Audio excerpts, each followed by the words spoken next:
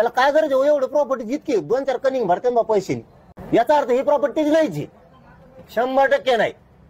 ही property सरकार मधल्या मंत्र्याची जे काय रूढ पाडायलाय, संविधानाच्या पदावर बसतो, कुणाला बोलायला होतो माझ्या विरोधात, बेट्या आपल्या नादी लागलं ना फुकूनच उदास करत असतो आपण। एक चांगली गोष्ट झाली म्हणायला लागणार आहे आज देशमुख कुटुंबाच्या नशिबानं, या बीड जिल्ह्यातल्या जनतेच्या नशिबानं, राज्य सरकारच्या नशिबानं सुद्धा, की हे ज्यावेळेस कट शिजत होते ते फुटेजच बाहेर आले, ही खूप चांगली गोष्ट झाली। आता मात्र कोणाला सोडता येणार नाही, नसतं अर्ज करत होते, एवढा खून पचवायसाठी अर्ज करत होते। मुख्यमंत्र्यांना माझं सांगणं आहे, एकाची जामीन होता कामा नये, जर जामीन झाली ना खंडणीतली किंवा खुनातल्या आरोपीची, देशमुख कुटुंबाला त्या जीवाला धोकाही मर्डर करू शकते त्यांचं, त्यांना सुटू देऊ नका। आणि इतका समोर व्हिडिओ यायला लागला तर आता तर हे मुख्यमंत्र्यांना चॅलेंज आहे की आम्ही सामूहिक कट शिजला, खून पण केला आणि खंडाने पण मागितल्या तरी आमचं कोणी वाकडं करू शकत नाही, हे चॅलेंज आहे। म्हणून मुख्यमंत्री फडणवीस साहेबांनी आता ह्या टोळ्याचा सुपडा साफ करणं गरजेचं आहे, मुळा जाळा सकट उखडून टाका, यांना ठेवू नका। हे का राज्य चालत नाही येत, एक माणूस म्हणजे का राज्य चालतोय काय? त्याच्यामुळे मुख्यमंत्र्यांना आता याच्यातलं कोणी सोडू नका, कोणीच नसता काय होईल, तुमच्यावरचा सुद्धा जनतेचा विश्वास उडून जाणार आहे आणि आम्ही तो वाट बघणार आहे थोडे दिवस। यातला एक बी आरोप सोडला राज्यात बंद पाडून टाकणार आहे पुरं। इथं इतके प्लॅनिंग न म्हणजे या राज्यानं अशा प्लॅनिंग कधी बघितल्याच नाही, गुंडगिरीच्या, हप्ते वसुलीच्या, खंडणीच्या आणि छेडछाडीच्या सुद्धा बलात्कार असे दरोड्याचे हे गुन्हे आहेत त्यांच्यावरती। असं नेटवर्क आणि अशा टोळ्या चालवणं या जिल्ह्यानं, या राज्यानं कधी बघितलं नव्हतं। काय वाईट बघायची वेळ या धनंजय मुंडेच्या टोळीनं लोकांवरती आणली, खूप वाईट। आणि आजचं तर खूपच धक्कादायक की जर तुम्ही एका जागेवरती बसून खंडणी मागायचं आणि खून करायचं जर कट शिजवायला लागले, सामूहिक कट करायला लागले, संघटित गुन्हेगारीला तुम्ही पाठबळ द्यायला लागले एका मंत्र्याच्या सपोर्टनं आणि टोळ्या चालवून, मी प्रत्येक वेळेस सरकारलाही म्हणलो होतो आणि आपल्या मीडियाच्या बांधवासमोरही म्हणलं होतं की खंडणी मागणारे आणि खुनातलेही एकच आरोपी ते वेगळे नाही आहेत, ह्या 3 टीम्यात असं माझं मत आहे। खंडणी मागायला लावणारा एक वेगळी टीम, खून करायला लावलेली वेगळी टीम आणि करून घेणारा हा एका जागेवर बसलेला आहे, तो सरमाडका काय कोण आहे ते एका जागेवर बसले ते आणि हे घडून आणतोय। म्हणजे खून करणारापेक्षा आणि खंडणी मागणारापेक्षा हे सामूहिक कट घडून आणणारा आणि खून आणि खंडणी घडून आणणारा सगळ्यात मोठा गुन्हेगार आहे। याच्यावरती 302 होऊन हा कायमचा जेलमध्ये सडला पाहिजे, पण हा मुख्य आरोपी झाला पाहिजे। तुम्ही कुठे सदस्य बनवायले, आमका बनवायले, तंक बनवायले।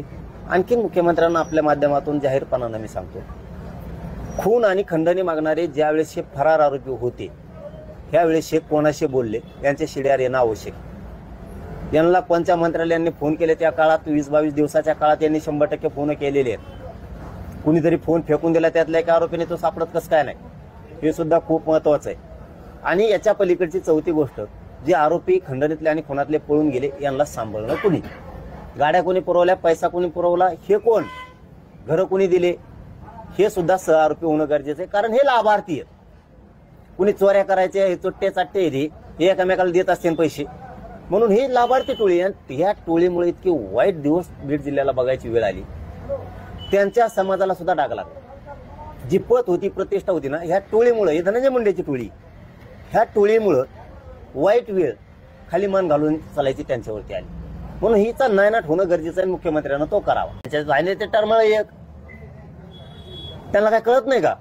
आता मला एक सांगा बरं, तुम्ही म्हणताय कोण ते सरमाडका कोण आहे, ते अटक झालेलं, त्याला काय गरज आहे एवढं प्रॉपर्टी जितकी 2-4 कनिंग भरते बा पैसे, याचा अर्थ ही प्रॉपर्टी नाहीची 100% नाही।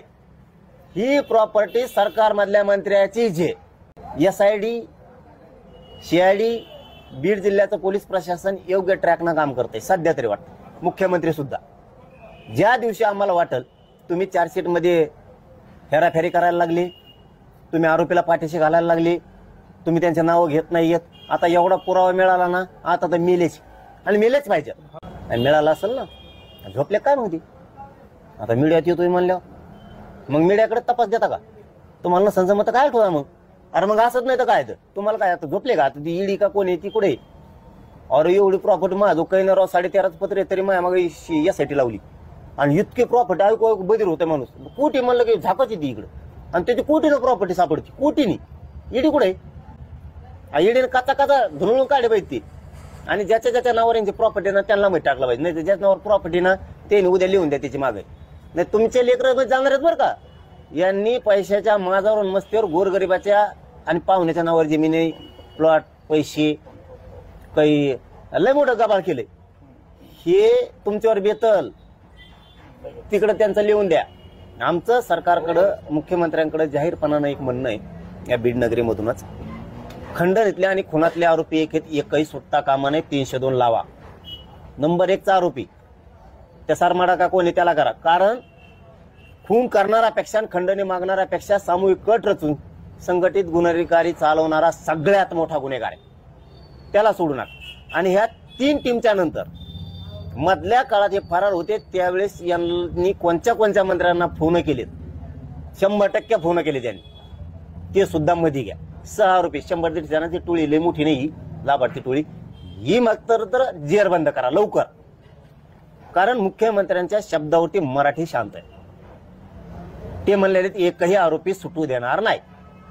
जर का थोडी अफरातफर झाली याच्यात कॉल डिटेल नाही आले, CDR नाही आले, तो कोणी कोणी मोबाईल फेकून दिलाय, कसं काय सापडत नाही देऊ, त्याला धोनं चांगलं.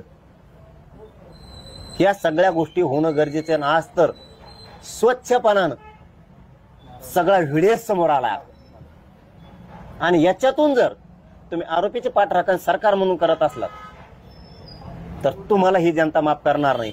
कारण एक तर धनंजय मुंडेची टोळी डुप्लिकेट कामं करायची, आरोपीच्या बाजूनं मोर्चे काढते, रास्ता रोक काढते, गुन्हा नाही काही नाही काही नाही, 144 लागू आहे काही नाही. आम्ही नुसतं एका पोराने आमच्या पोस्ट टाकली होती 8 महिन्यापूर्वी, ते 11 महिने मुंबईत जेलला होतो. एक पोस्ट कमेंट केली ती फक्त, माझ्याकडे काहीच नाही तरी यासाठी चौकशी लावली होती माझी, माझं काही सापडलं नाही त्यांना. आणि आज जर हे मोर्चे काढतात, आरोपीचे पाठराखण करतात, जातीवादी खरा कोण? मला कसं का जातीवादी म्हणता तुम्ही? मी वंजाऱ्याला कधी बोललो? धनगराला, दलित मुस्लिमाला, 18 बगड जातीला, 12 बलुतेदारांना कोणाचं बंद खोवलं? नेत्याला सोडित नाही. मग टोळ्या काय सोडून देता काय लोक कापायला? त्यांना बोलायचं नाही. मला जातीवादी म्हणता आणि तुम्ही आरोपीच्या बाजूने मोर्चा काढता. ही कुठली पद्धती? ही आता नवीन रूढ पाडली. आता इथून पुढे बघा असं होणार आहे. आता आरोपीने काय केलं का? बहुतेक आमच्यात बी असतेनच ना, मला माहित नाही पण असते. आतापर्यंत एखादा खून करणाराला असं मारामाऱ्या करणाऱ्या बाजून लोक उभं राहिलेत का कधी? कोणत्याच जातीची कुणीच नाही राहिलं. एके जातीचे लोक त्यांच्या बाजूने उभं राहिलेले नाहीत. ही पहिले घडले राज्यात की धनंजय मुंडेची टोळी आरोपी कोण उभा राहते. आता पायंडे असे पडणार आहेत. आपण आपल्या जातीचे मोर्चे सुरू होणार आहेत आरोपी बाजू सोडून द्या म्हणून. त्यांनी काहीच नाही केलं म्हणला. काय रूढ पाडायलाय? संविधानाच्या पदावर बसतो कुणाला बोलायला होतो माझ्या विरोधात? बेट्या आपल्या नादी लागलं ना, हुकूनच उदास करत असतो आपण.